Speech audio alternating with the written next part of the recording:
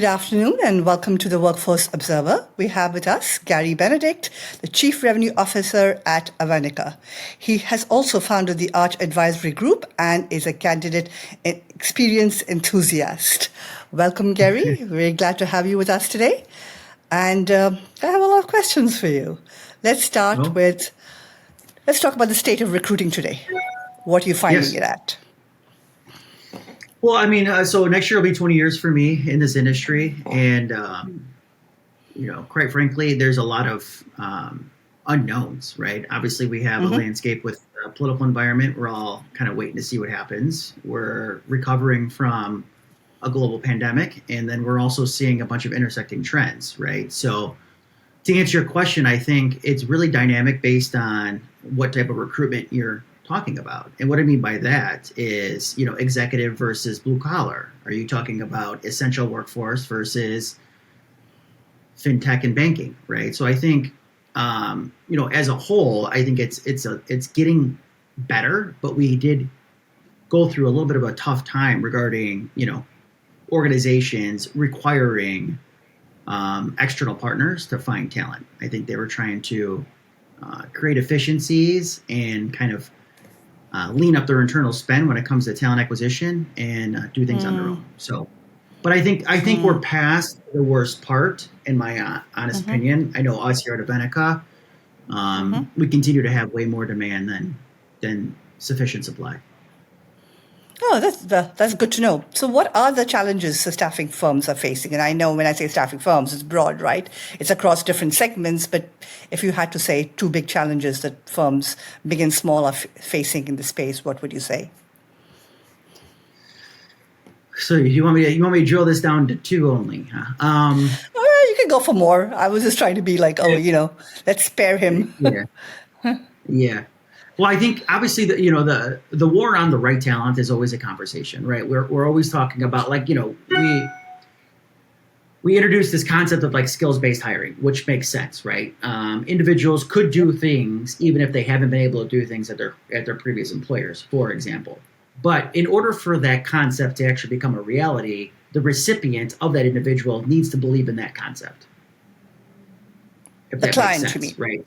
The person where the client, the job where the person is going to be placed at, that manager has to believe in it. Okay. Correct. And for a very, elementary example is we have a client that needs an accountant, right? But the accountant job is based in an area where there's not a lot of total available candidates through market research that we provide the hiring manager. And therefore, they might have to budge on what they want from a desired required skill set. So what we can do is we can assess candidates that says they could do XYZ, even though they have not done XYZ, right? But if the hiring manager is not interested in that concept, they're not going to review that candidate for that accounting job. Right. So we're always trying to coach and continue to educate on just the total available market of candidates that could do the job you want to fill. But once you start to kind of go down that funnel of that available candidate pool, even interested in your job and okay with the compensation, okay with the travel or the work schedule in office, that funnel starts to become much smaller. So then how do you actually continue to bring in more candidates? That's, I think, where the gap is. Fair. Let's talk a little bit about your consultative approach. How is it different from traditional recruiting methods? Yeah. Well, speaking from experience, I spent a few years in agency right out of college, 100% commission, full desk environment, that kind of full desk headhunter. But then I actually went into corporate talent acquisition. So I actually jumped over the fence and jumped into a corporate talent acquisition function where I ultimately ended up leading that group. So it was with a big box retailer, $20 billion in revenue at the time. We filled well over 10,000 positions in corporate and in the field and touched well over 1 million candidates. Right. So to answer your question, it's and I have a lot of learning and continuing to work on myself here, but I've experienced the pain when I go to somebody in HR or TA or the human capital umbrella and we talk about what's going on inside the business. Where's the real pain points? Do you have Right. a large chunk of employees going to be retiring? Are you having trouble with early in careers? Is it hiring manager behavior? What's the problems? I can actually empathize with that because I felt those problems when I ran internal TA. So my career journey hasn't just been agency recruiting, selling into organizations. I had a 4-year stint where I was that corporation buying from agencies. Right. Right. So when I go to a conversation with somebody in TA, sometimes there's a little bit of like, oh my gosh, I felt that too. Or this is how I was able to solve for it when I was in your seat. It might not need to be paying an external recruiter like myself or a consultant to help with their talent strategy, but it's the conversation. It's meaningful because I was there in their seats, and I try to help them understand that so I can digest what they're saying and not just say I know what they're saying, but actually I felt what they're going through. It's complicated given the fact that also a lot of companies are now talking about having people come back to work and not just 1 day a week, but 3 days a week, maybe 4 days a week, and I guess there are candidates still, even in this environment, are wanting remote or wanting hybrid. Are you seeing Yes. that also a lot? And how is that panning out? Like, who is giving in? Is it the candidate because Yeah. they need the job, or, what are you seeing Yeah. there? Well, I think there's real world issues that are impacting families like childcare, right? So like that is a real problem. Is it's not that some folks don't want to go back into the office. It's just like that they can't physically do it based on constraints within their family, and as an example, childcare. So those things need to be considered when we hear that candidates are not interested in going back to the office. I think we should dig a little bit deeper and do some research on the why they don't want to go back in the office. Because some of those stories are super compelling, right? But yeah, we're seeing that when we have a like clients coming to us asking to find certain candidates, and one client is like 2 or 3 times a month versus 4 days a week. Those conversations are different, right? So it immediately shrinks the candidate pool just because of what we've learned over the last 4 to 5 years is that work could get done in a remote fashion, and work could get done in a different way. On the other side of that conversation, I do understand kind of the ancillary value around being next to somebody or a group of people in an office and just the acceleration Sure. around learning when you're with your peers, right? Which Sure. obviously impacts the business growth and hopefully continues to help the business succeed, right? So when we're taking on clients or searches, and if it's a new client, I really want to understand the why they're requiring people to come back in office, and then what does that structure look like when you're in the office, right? Because those words are scary, like return to office. Most Yep. folks will have a glass half empty viewpoint when they just hear return to office. But if you keep asking questions on the why, who's going to be in the office, is it certain functions, is it certain teams, is it certain leaders, we can usually create talk tracks in the market to attract candidates that are fruitful. So that's where we stand. It's not as bad as we might read it or see in the media around return to office. Okay, that's good to know. Let's talk a little bit about your current role and the organization that you're with. Yeah, so I joined Avenica literally on the day 1 year ago, October 7th of 2023. Oh, I joined congratulations. Thank you. So it's been a ride, and we can talk about that too. But Yeah, sure. I joined through selling my firm, my recruiting agency, to the company I'm with called Avenica. So in 2020 of June, I started my own, what we called modern day headhunting firm, where we would focus on professional up through executive level search in a variety of markets, a variety of industries. And we grew that to a point where it was attractive to a buyer, and that buyer was called Avenica.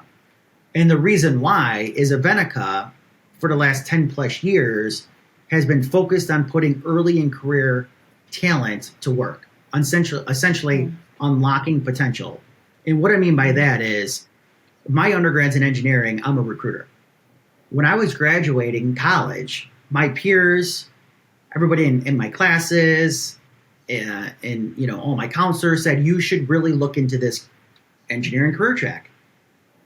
Whereas now, where we have folks, undergrads with journalism, engineering, PR, they're doing a variety of different things that they would not know they should even apply to or look into unless we unlock their potential. And the way we're able to do that is through some proprietary assessments.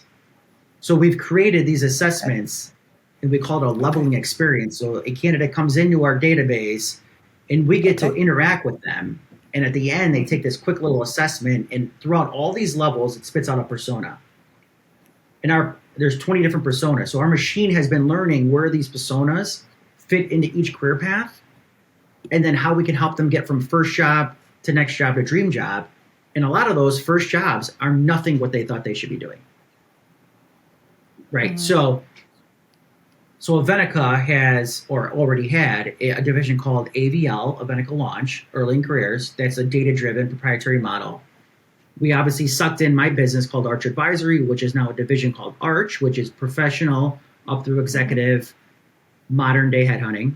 And then we have something in the middle that's helping some of the early in career folks get to that dream job through cross or upskilling. It's kind of a self-service education system that they can pop into.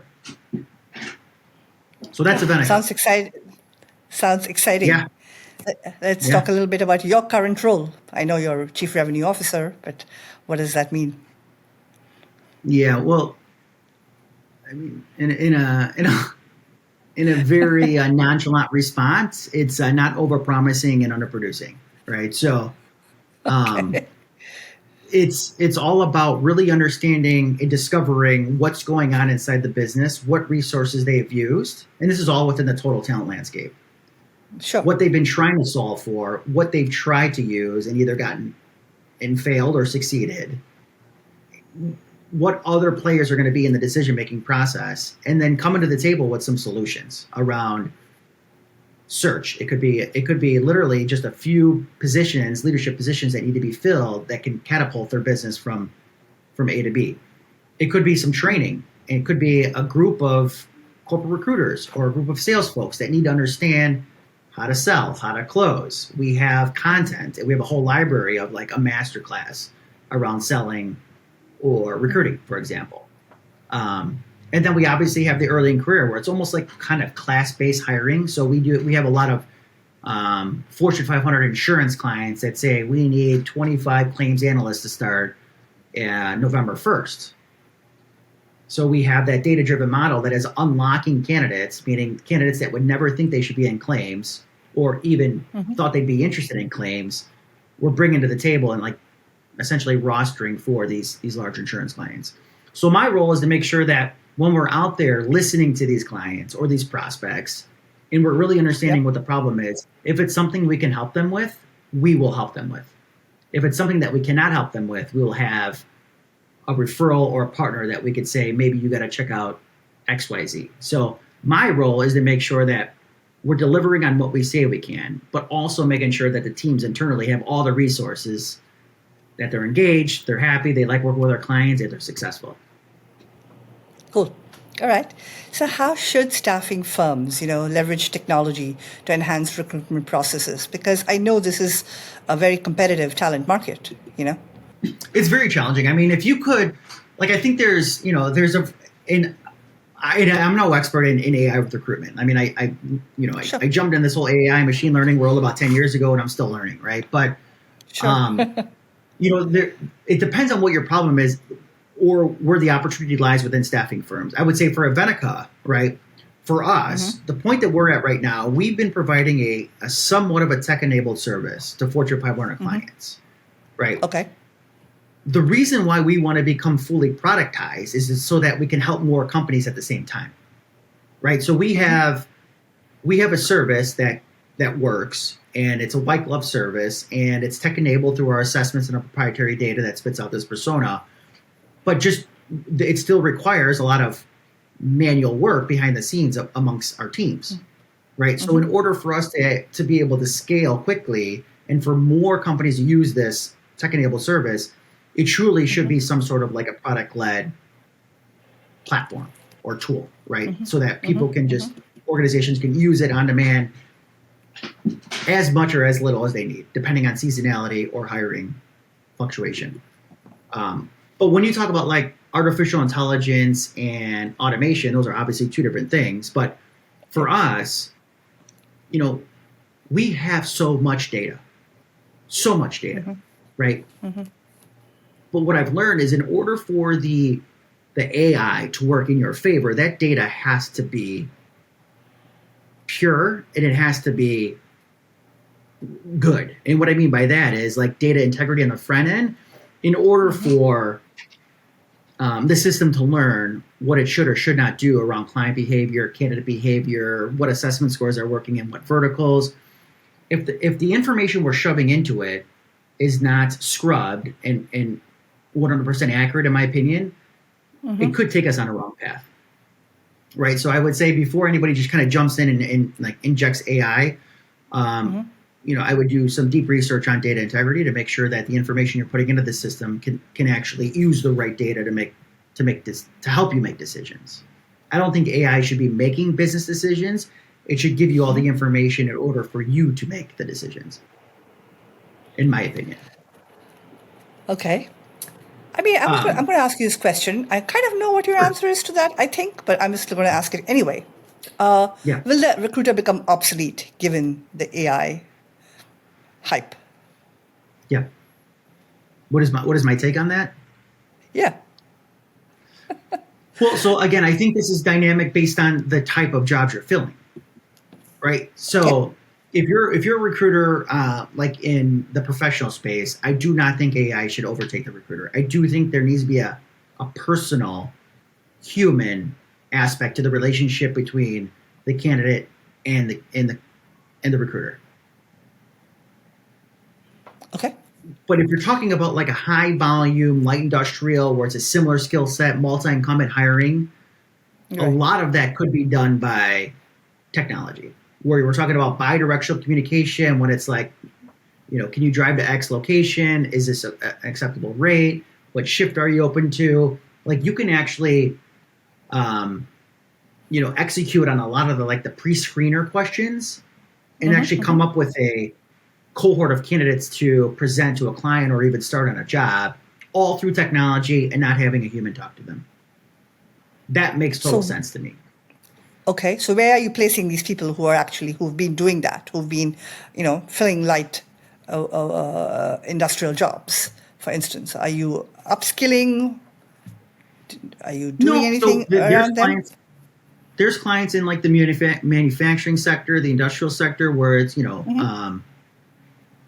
think about like an unskilled workforce where they're just, you know, potentially just not necessarily like assemblers, but think about it's like one skill, you do that every day, and that is your role.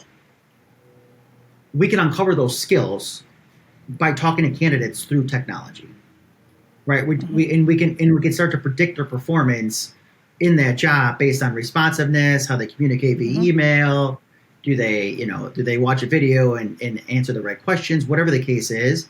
But you can start to predict success in a role all through some sort of artificial intelligence or like, you know, a bot, if you will. But when you're talking about like a CFO search or a C-suite search, you have to take a different approach, right? You need to have humans in that intuition involved in the decision-making, the preparation, the relationship management side. I was talking more about the recruiter who places people in jobs. If AI is going to be, you know, automating a lot of the recruiter's tasks, then what are these recruiters doing? I would say that the human side, right? So like if AI is going to be essentially removing tasks from the recruiter, that, in my opinion, should be the repeatable tasks that are happening every day in order for that candidate to be presented. And then after that candidate is interviewing and considering a life-changing decision, maybe moving across the country, uprooting their family, that should not be discussed with technology. I think that should be discussed with a human, where that's where the recruiter should be focused on the relationship of the candidate with the client, and then leverage artificial intelligence to essentially shortlist and get through all of that tactical, administrative, back and forth. Are you a fit for the job? Are you interested in talking to me if you're a fit for the job? Like having the Got it. recruiter work on meaningful items versus things that could be automated, if that makes sense. Got it. Got it. When we had talked earlier, you had mentioned supporting the MSP and the whole roller coaster that was. So let's talk a little bit about that. And where do you think the MSP is heading, in your opinion? Oh, that's a loaded question for sure. I think the MSPs are not going anywhere. That's a fact, right? And I think in the MSP world works great for certain organizations and firms, staffing firms, right? And I think it all depends on your strategy around delivery. Like, how are you going to deliver on accounts that are being managed through the MSP layer, right? And then you can start having a conversation around the cost of supporting the MSP layer because of the cost to do business through the MSP layer, right? Because that would impact your ability, your bottom line, right? And then that depends on, like, for example, where your delivery team or teams are. And then you can have conversations around near, on, offshore, et cetera. But, I work for Manpower. TapFin is an MSP, right? So I've never been anti-MSP. I think when all three parties are on the same page and want the same thing truthfully, then I think it's a great relationship. When the MSP, the end client, and the staffing vendor are all on the same page, and everybody's in the loop, and nobody feels like anybody's going behind the scenes or around anybody's back, or it's a very fruitful. And we still have clients that we support today within the MSP channel. If the staffing firm does not feel that same kind of love in return from the MSP channel, regardless of the end client, I think it would be a disservice to other clients direct and other clients through MSP channels.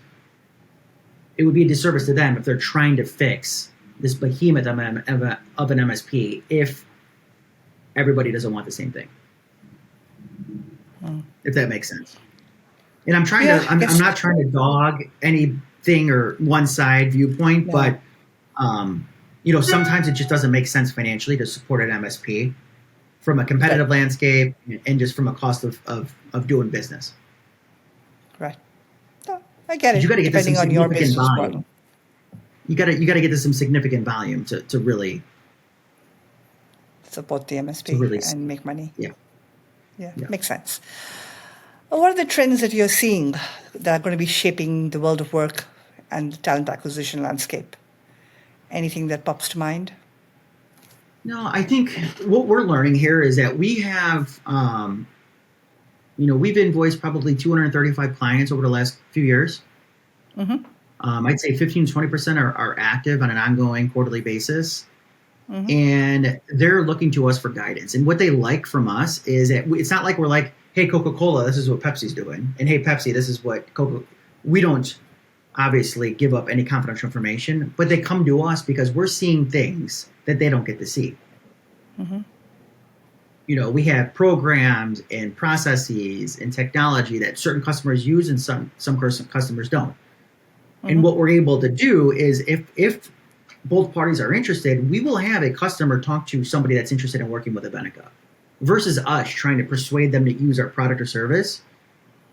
I'm more than willing to have somebody that's maybe in a decision-making process with us and another potential vendor. I'd gladly ask if they'd like to talk to our current customer that was in your same shoes about trying to make a decision on what vendor or process or tech to go with.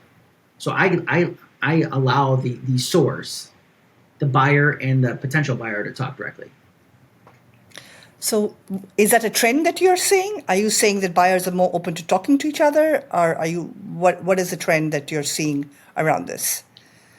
I'm saying the trends are like the openness to listen, right? So for example, we just onboarded a large insurance carrier in the desert in Arizona, right? They need to hire 700 people from us. They're like, Gary, this is our problem.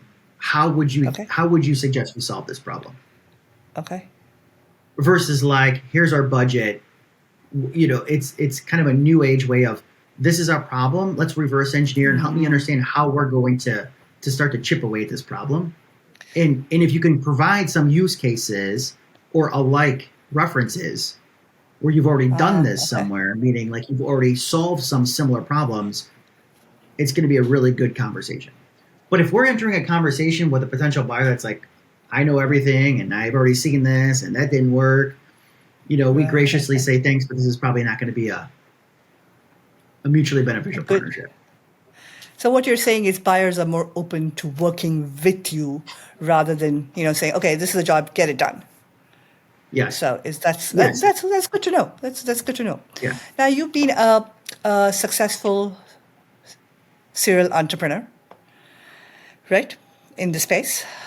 What do you think are the keys to your success? So, I mean, it's really not rocket science, and like my teams will tell you this. To be honest with you, it's like, just be a human, like just be authentic. It's really not that hard, right? And it's like, regardless of the state in your career path, whether you're like in your high or your low, because again, next year will be 20 years in the corporate world for me. I've had my highs and I've had my lows.